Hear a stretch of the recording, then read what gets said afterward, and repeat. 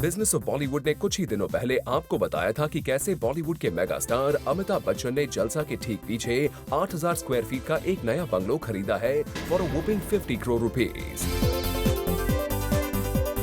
और अब खबर आई है कि बच्चन बहू Aishwarya has also gone ahead and invested in a plush 4-bedroom apartment which is a part of the 17-acre property in Mumbai's high-profile Worli area।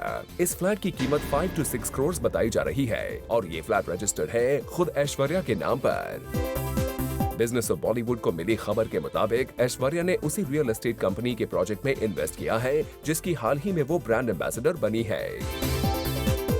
Interestingly, Ash charges over 2 crores for an annual endorsement contract और फिलहाल वो 3 leading brands endorse कर रही हैं।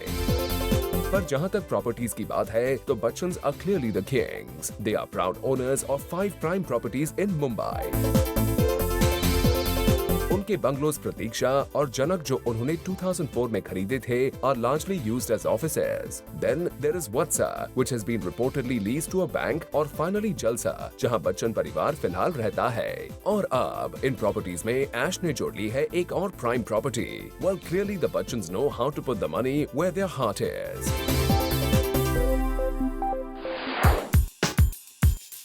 And finally, if you're wondering कि दिया मिर्जा आपकी screen पर क्या कर रही हैं, तो अब हम आपको जो बताने जा रहे हैं उससे आपके होश ही उड़ जाएंगे। दिया is in the business news but for all the wrong reasons। दिया मिर्जा ने, जी हाँ, दिया मिर्जा ने रिपोर्टेडली एक हेयर केयर ब्रांड की ऐड ठुकरा दी जिसके लिए उन्हें ऑफर किए गए थे a mind-numbing 2 crore 40 lakh rupees। इस हेयर केयर ब्रांड की सारी प्रमोशनल एक्टिविटीज दिया को करनी थी as per the contract including the launch of their salons और लगभग सारी अग्रीमेंट फॉर्मेलिटीज हो चुकी थी।